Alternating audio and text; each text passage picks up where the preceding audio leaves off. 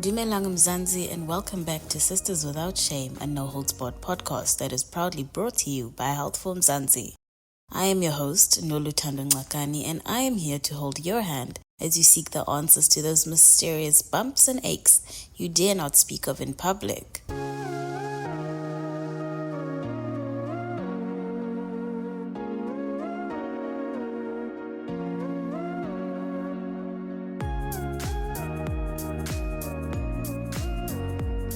Here in Mzansi, I don't think anyone loves winter as much as I do. I love the long nights so I can get all my extra snoozes in. Not everyone feels the same though. This week, Anonymous from Johannesburg has an unpopular opinion to share about sleep through this voice note. I hate that I have to go to sleep. I feel like it is such a waste of time and productivity. Hours upon hours of life enjoying or learning things wasted. I will often stay up far longer than I should into the night since I have an early morning job. Just because I want to enjoy my time off as much as I possibly can before I go to work, and I only go to bed when my body starts making me shut down. I know it's not healthy, and I consider that often, but this is so hard for me to resolve. The last thing I'd want to do is lie down and try to make myself go to sleep. It's torture. Batung Anonza, I have no words. Anyways, our guests today are sleep specialists from the University of the Witwatersrand School of Physiology. Dr. Stella Lacovides and Dr. Karine Scheuermaier are here to answer some of our most frequently asked questions about the importance of sleep. Why do people sleep? I think we can start with you, Karine, to give some insights on that. First of all, we have to see that people sleep a third of their lives, so it must be for good reason. So what we found out, sleep is a very recent science. I mean, it's only been something like 80 years that now people have done, systematic sleep studies. But what we know is also what happens when we don't sleep enough. And we know that there are really dire consequences. Some of them have to do with our general health. So people who don't sleep enough tend to have more high blood pressure, for example. They tend to have more cardiovascular complications as well in general. And they tend to have more problems with their immune system, but also with, so people who don't sleep well chronically tend to have higher risk of diabetes and insulin resistance. So that's really purely, I would say, on the health part of things, our body health. Of course, there's a whole part about mental health as well. And, mental health is not different. It's actually body health as well. It's brain health. And there's nothing, again, to be ashamed about for mental health. And people tend to hide a bit, if they have mental issues like depression or, bipolar disorders, etc. But we know that people who don't sleep enough tend to have a higher likelihood of becoming depressed. And depressed is, a very complicated, depression in general is a complicated disease. And again, it's a disease in the brain, but that's perfectly treatable. It's like diabetes, but it's just happening in the brain. We need to pay as much attention to these mental health issues compared to our own body health issues.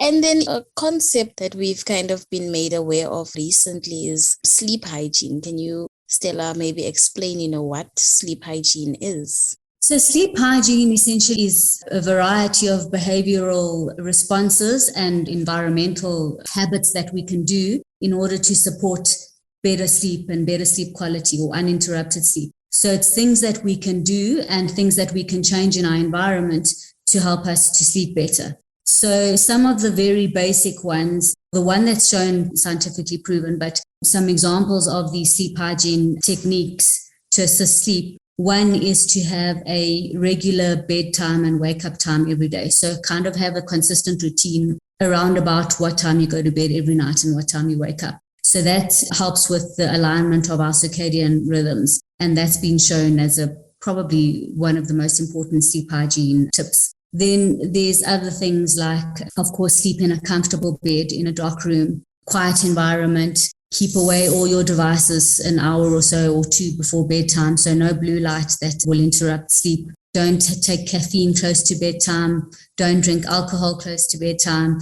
So it's things that we know that interrupt sleep. So we're basically saying remove them from your life in order to help your natural rhythm of sleep to occur as it should.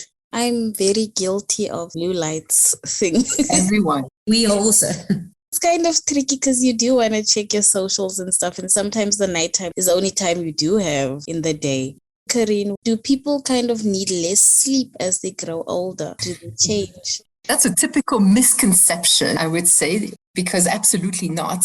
And in fact, the people who seek the most help for their sleep are people who are aging because they don't understand why they sleep so poorly. And, they used to sleep well when they were young, but now, they are in their 50s like me, and they start not sleeping well, not having consolidated sleep, and they complain about it. If they complain about it, surely it's not meant to be like that. It means that we cannot deal with too little sleep.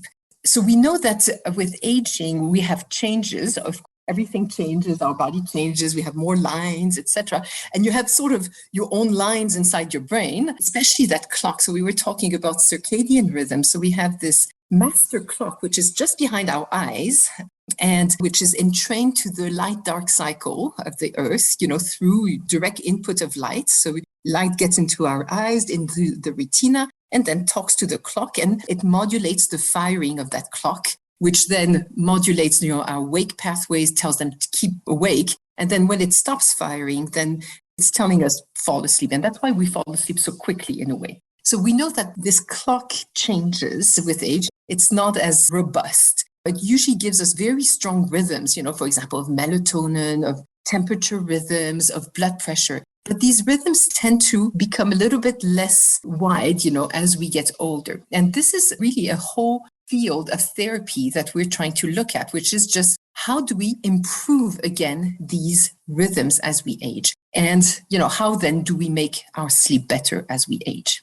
And you, Stella, do you have any inputs on how we can kind of better sleep as we age as well? As far as I understand it as well, to add to what Karine is saying, the brain loses the capacity to generate these waves. The only thing that I've seen that more recently is gaining a bit of momentum in all fields of health, I should say, is sort of exercising your brain through techniques like meditation and mindfulness and that. So things like meditation, if I say it like a layman, will kind of grow particular parts of your brain. And there's quite a bit of evidence to show that it has an impact on the size of your frontal lobe and that. I'm not sure that we know if, in fact, you can reverse the aging of the brain with meditation, but perhaps we could train our brain to generate those waves through practices like meditation. The problem is that it doesn't happen overnight. It's probably years and years of practice and patience and consistency. And so most people don't even want to engage in those things because they don't feel that they have the time to do meditation or that they have the energy to do that. But that said, there are meditation techniques, and now there's lots of apps that do help put people to sleep. And I suppose if that's a technique that helps you even just to fall asleep, then I don't see how it could harm anyone. If I can add just something, and I fully agree with the meditation, and I think this is really super important for anybody who undergoes insomnia and any form of insomnia. Another thing that we know about aging is that there are more sleep disorders. And, we have specific sleep disorders, something called sleep apnea, for example, which is something where people snore a lot.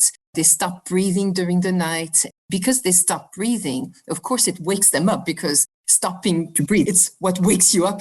Because that's the interesting thing about sleep compared to being in a coma. You can wake up from it if you're in danger. That's the whole point. You can only sleep in conditions when there's no danger. So sleep apnea wakes you up, although you're probably not conscious of it. And we know that we have much more sleep apnea as we get older. That's probably due to either because we gain a bit of weight, as we are older, but also probably because we have a little bit more infections and maybe our muscles are just not as tonic. So, as soon as we are lying down and we have to fight gravity, they don't fight gravity as well. And you start gasping, for your breath during your sleep. So that's something we always have to check for, before we say, oh, it's, you're not sleeping because you have insomnia. We need to make for sure that these people don't have, something called sleep apnea. I just wanted to also circle back to the meditation. A lot of people want quick solutions to our no sleep problems. So we usually just reach for a pillow or something like that. Doesn't it kind of impact like a dependence or like an addiction kind of thing, to always look for the quick solutions? See, there are different types of pills for, sleeping. There are pills which are addictive, which are, effective, but they should never be used in a chronic type of way. They should only be used as a way to help. For example, some people are so badly with insomnia that they won't fall asleep, until maybe 3 a.m., or they even have the feeling that they don't sleep at all. And for these people, giving maybe one pill one day and just showing them, no, you can't sleep. That's super important. And that plays into the meditation and the psychological behaviors that we have around sleep. So this helps, but it only helps if you do at the same time something called cognitive behavioral therapy, which is a sort of psychological help. It's not meditation at that point. It's more talking about our environment in sleep and how we can change maybe our behaviors related to sleep. And especially people who are insomniac become very fixated on the fact of falling asleep. And they have to change this fixation because it's something that happens. It's a drifting, you drift asleep. But if you force yourself asleep, that's exactly doing the contrary of drifting. You just hyper arouse yourself. So pills, are only helpful to show, that you're able to sleep, but you should never take pills, which we call the benzodiazepines. We should never take them, on a chronic basis because they're very addictive. Addictive means that I'm taking one pill now, but next week I'll need 2 pills, to fulfill the same thing. There are other pills now that have been developed which are not as addictive and which are very helpful. This insomnia that we see with aging, they mainly use something called melatonin, and that's something we produce ourselves, melatonin, and we make less of it, usually as we age. And now we have a medication that releases melatonin throughout the night. And that has been shown. Some people maybe don't tolerate it as well, but when it's well tolerated, it's an excellent medication. And the other thing is we forget about things which are not medications, but which are as powerful as medications for sleep, which is getting light during the day. So if you stay in your room the whole day and you're not exposed to natural light, your clock does not reset its rhythms. And so it starts losing its rhythmicity. So you need to be outside in the middle of the day at some point and get that very bright light in your eyes. That's the first thing. The second thing is, since you're doing that anyways, you might as well do some exercise at the same time. And when we say exercise, it doesn't have to be, I'm running like mad. It can just be going out for a walk. It can just be maybe doing a little bit of arm exercise or resistance, but exercising a little bit every day.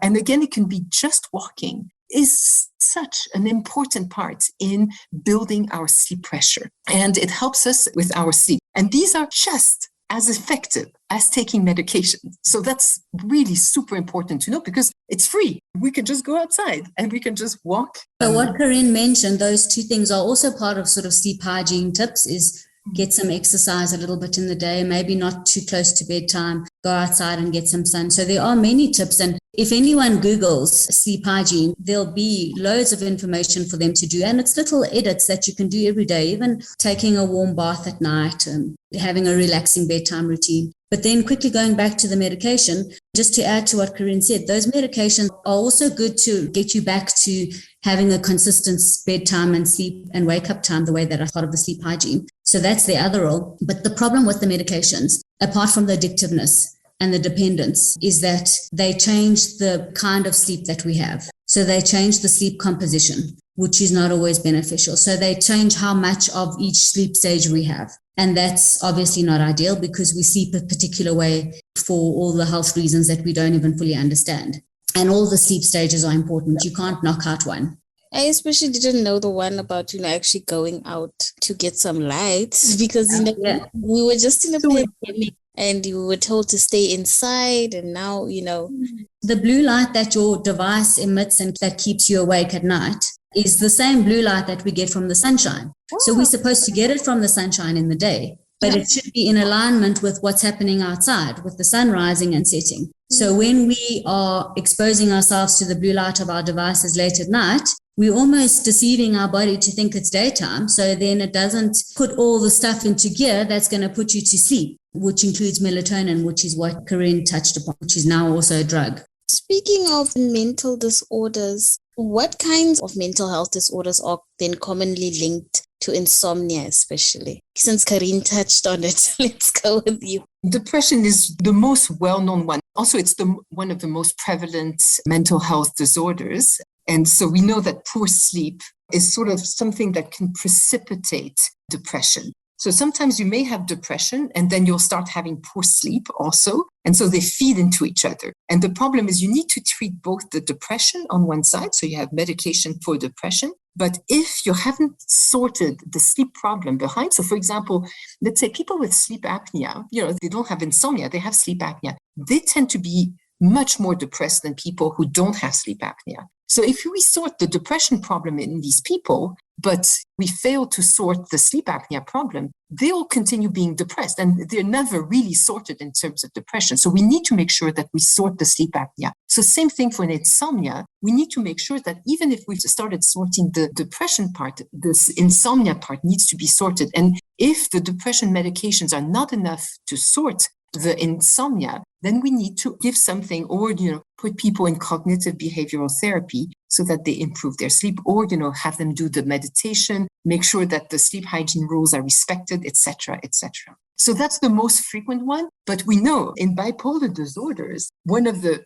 things we see in bipolar is when people go into mania. So, bipolar is you go from depression to mania. And mania is you're super excited, you're happy, you want to get 10 million things done. And people don't sleep during that time. They don't sleep. I mean, they go into these periods and the diagnostic criteria of mania, of bipolar diseases, that people sleep very poorly during these episodes. And then it's followed by an episode where, on the contrary, they're down, they're not doing well. And this sort of depression is often associated with what we call hypersomnia. So instead of not sleeping enough, people actually tend to sleep much more. They will stay in bed 12 hours or 14 hours and still feel exhausted and not well. Thank you for joining this week's episode of Sisters Without Shame, Stella and Karine.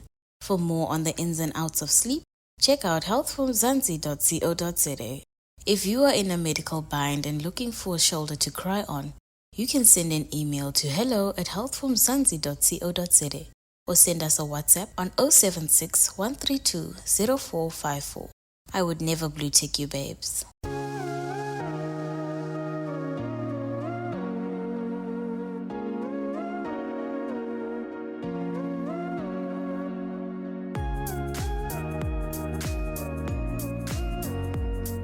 Yo, sleep guys. Like sleep. Roba lahle. Get your 8 hours in.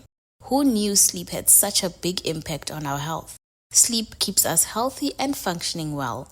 It lets your body and brain repair, restore, and re-energize. If you don't get enough sleep, you might experience side effects like poor memory and focus, weakened immunity, and mood changes. That brings us to the end of episode 39 of Sisters Without Shame, proudly brought to you by Health for Mzansi. From me, Lulu Ngakani, have a great week and remember to show your girl some love by sharing this podcast with a friend.